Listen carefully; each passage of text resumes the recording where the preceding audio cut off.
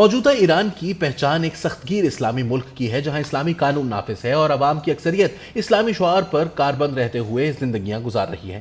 ایران ہمیشہ سے ایسا نہیں تھا۔ اسے نئی پہچان دینے کا صحرا جس رہنما کے سر جاتا ہے، ان کا نام سید روح اللہ موسوی ہے، جو 24 ستمبر 1902 کو ایران کے شہر خمین میں پیدا ہوئے تھے۔ اسی مناسبت سے وہ خمینی مشہور ہوئے اور آگے چل کر ایران کے سب سے بڑے سیاسی و مذہبی رہنما امام خمینی کہلائے۔ روح اللہ موسوی کا تعلق مذہبی گھرانے سے تھا۔ ان کے باپ، دادا اور پردادا مذہبی ملا تھے۔ انہوں نے مختلف دینی مدرسوں سے تعلیم حاصل کی اور 1922 میں قم چلے گئے، جو ایران میں علم و دانش کا مرکز تھا۔ 1930 کی دہائی میں وہ شیعہ عالم کے طور پر مشہور ہونے لگے۔ ایران میں نمایاں شیعہ اسکالر کو آیت اللہ کہا جاتا ہے۔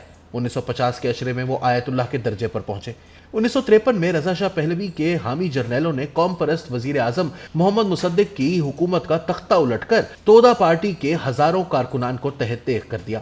CIA اور MI6 نے محمد رضا شاہ پہلوی کا ساتھ دیا۔ ایرانی علماء نے درپردہ شاہ ایران کے خلاف مہم جاری رکھی اور اسی شاہ مخالف مہم کے دوران چند سال بعد آیت اللہ خمینی ایرانی سیاست کے افق پر ایک توانا آواز بن کر جلوہ گر ہوئے۔ 1960 کی دہائی میں شاہ ایران محمد رضا شاہ پہلوی نے ملک کو جدیدیت کی طرف مائل کرنے کے لیے بعض اصلاحات متعارف کروائیں۔ ان اصلاحات نے خواتین کو پہلے سے زیادہ آزادی دی اور مذہبی تعلیم کو کم کر دیا۔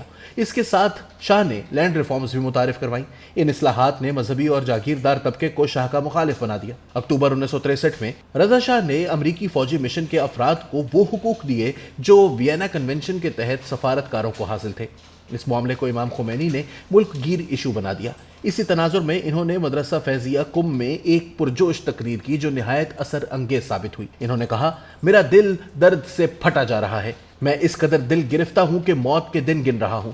اس شخص نے ہمیں بیچ ڈالا، ہماری عزت اور ایران کی عظمت خاک میں ملا ڈالی۔ اہل ایران کا درجہ امریکی کتے سے بھی کم کر دیا گیا ہے۔ آخر کیوں؟ اے نجف، قم، مشہد، تہران اور شیراز کے لوگوں، میں تمہیں خبردار کرتا ہوں، یہ غلامی قبول مت کرو۔ کیا ہمارا سودا کر دیا جائے اور ہم زبان نہ کھولیں؟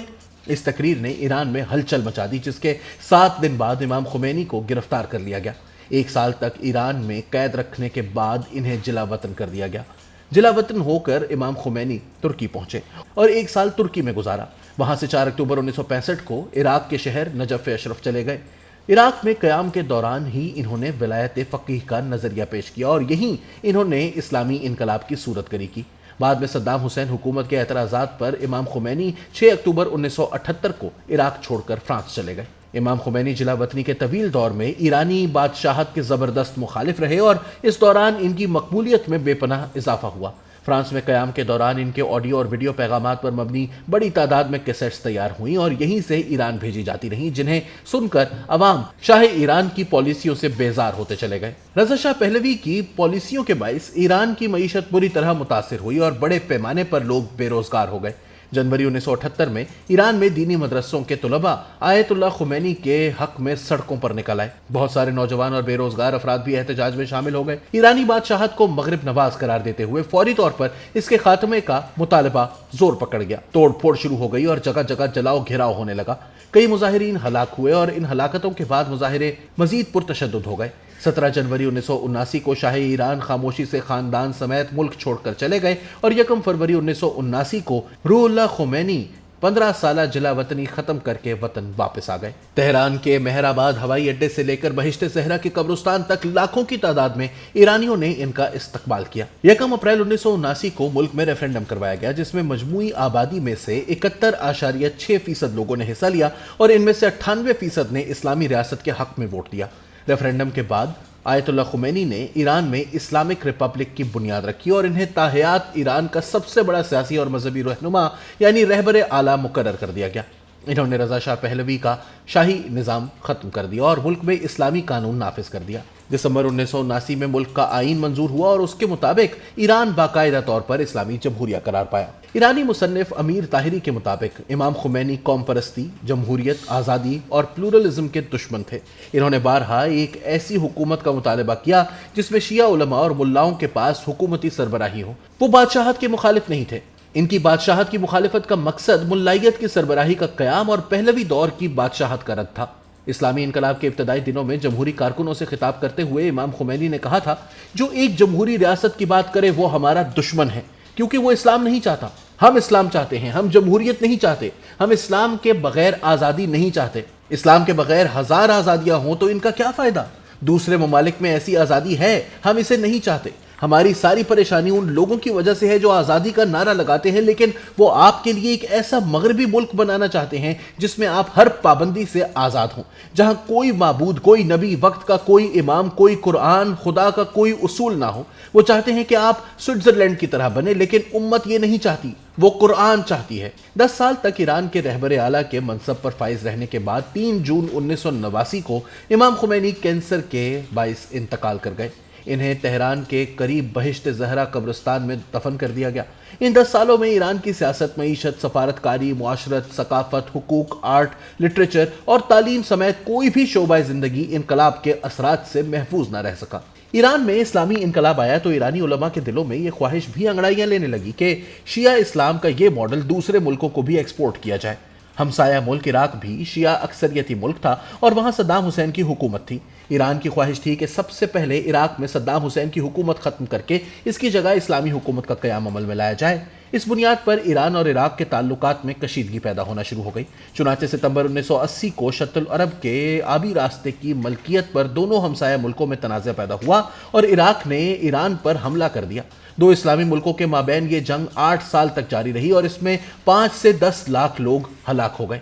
کہا جاتا ہے کہ انا اور ہٹ دھرمی میں ایران کی حکومت جنگ بندی کا اعلان کرنے سے کتراتی رہی اور بے گناہ لوگ مرتے رہے۔ امام خمینی نے اسلامی انقلاب کے بعد ایران کی خارجہ پالیسی میں بڑی تبدیلیاں متعارف کروائیں۔ امریکہ اور روس جیسی طاقتوں کو ملک دشمن قرار دیا گیا۔ امریکی نفرت کے زیر اثر امام خمینی کے حمایتی شدت پسند نوجوانوں نے 4 نومبر 1979 کو امریکی سفارت خانے پر حملہ کر دیا اور عملے کے درجنوں اہلکاروں کو یرغمال بنا لیا جو 1 سال تک ایران کی یرغمالی میں رہے۔ امریکی مخالفت کے باعث ایران کو معاشی میدان میں کئی چیلنجز کا سامنا کرنا پڑا۔ امریکہ نے ایران پر پابندیاں عائد کر دیں۔ ملک کی معیشت دھیرے دھیرے دگرگوں ہوتی چلی گئی اور گراوٹ کا یہ رجحان آج تک برقرار ہے۔ امریکی مخالفت کا دوسرا نقصان یہ ہوا کہ ایران اور اسرائیل ایک دوسرے کے دیرینہ دشمن بن گئے۔ مشرق وسطیٰ کے مختلف میدانوں میں دونوں ممالک کئی پراکسی جنگوں میں مد مقابل آ گئے۔ ایران کی حمایت یافتہ جنگجو تنظیم حزب اللہ شام میں برسر پیکار ہے اور بیرونی طاقتوں کی آپسی چپکلش میں شام کے کئی شہر مکمل طور پر تباہ ہو چکے ہیں۔ یمن میں 2015 سے جنگ جاری ہے جس میں ایک جانب ایرانی حمایت یافتہ حوثی باغی ہیں جبکہ دوسری جانب سعودی عرب اور چند خلیجی ملکوں کا حمایت یافتہ گروہ برسر پیکار ہے جنہیں درپردہ امریکہ کی شہ حاصل ہے۔ اسلامی انقلاب کے بعد سیاسی، سماجی اور معاشی معاملات پر تنقید ناقابل قبول قرار دے دی گئی۔ ہر وہ علم جو تنقیدی سوچ ابھارنے میں مددگار ہو ممنوع قرار پایا۔ اسلامی انقلاب کو تنقیدی نظر سے دیکھنے والے دانشور، ادیب، فلم ساز اور شاعر ملک چھوڑ کر چلے گئے یا پھر چپ کروا دیے گئے۔ سخت گیر اسلامی قانون کے نفاذ نے خواتین کے حقوق محدود کر دیا اور معاشرہ قدیم مذہبی روایات اور قدامت پسندی کی ڈگر پر معکوس سمت میں کئی منزلیں طے کرتا چلا گیا۔ سماجی آزادیوں پر قدغن لگا دی گئی۔ خواتین کے لیے برقع پہننا لازمی قرار دے دیا گیا۔ آزادی اظہار کو سلب کر لیا گیا۔ سیاسی نظام میں کلیدی حیثیت رہبر اعلیٰ کو حاصل ہو گئی اور اس کے بعد سپریم لیڈر کی مرضی کے لوگوں نے ملک کا سیاسی نظام اپنے ہاتھوں میں لے لیا۔ مخالفین کی آوازوں کو دبایا گیا، جیلیں بھری گئیں، پھانسیاں دینے کے ریکارڈ بنائے گئے، کئی مخالفین کو بغیر مقدمہ چلائے گولی مار کر ہلاک کر دیا گیا۔ ماضی میں کئی مرتبہ ایران کے عوام اسلامی نظام کے خلاف سڑکوں پر آ چکے ہیں۔ حال ہی میں ایک جمع سال کرد لڑکی مہسا امینی کی اخلاقی پولیس کے ہاتھوں تشدد کے باعث ہونے والی ہلاکت کے نتیجے میں بھی بڑے پیمانے پر مظاہرے شروع ہوئے۔ مہسا امینی کو اس جرم میں گرفتار کیا گیا تھا کہ اسکارف ٹھیک نہ لینے کی وجہ سے ان کے سر کے بال نظر آ رہے تھے۔ اس دوران بڑی تعداد میں لوگ سڑکوں پر نکلے، جلاؤ گھیراؤ ہوا اور خواتین سکارف اور عبائے اتار کر احتجاج میں شریک ہوئیں۔ یہ ایران کے عوام کا امام خمینی کی لائی ہوئی سماجی تبدیلی کے خلاف ایک کھلا احتجاج تھا جس پر اگرچہ قابو تو پا لیا گیا مگر راکھ میں دبی اس چنگاری کو بجھانا ممکن نظر نہیں آتا۔ حالیہ عرصے میں ایک اور سخت گیر اسلامی ملک سعودی عرب نے اپنی پہچان بدلنے کے لیے انقلابی اقدامات اٹھائے ہیں۔ ماضی کے سخت حریف سعودی عرب اور ایران اب قریب آ رہے ہیں۔ سعودی عرب کی طرح ایران بھی اپنے اسلامی نظریات پہ یو ٹرن لے گا یا اپنی پالیسیوں پہ یوں ہی کاربند رہے گا؟ دنیا کی نگاہیں اب اسی پیش رفت پر لگی ہیں۔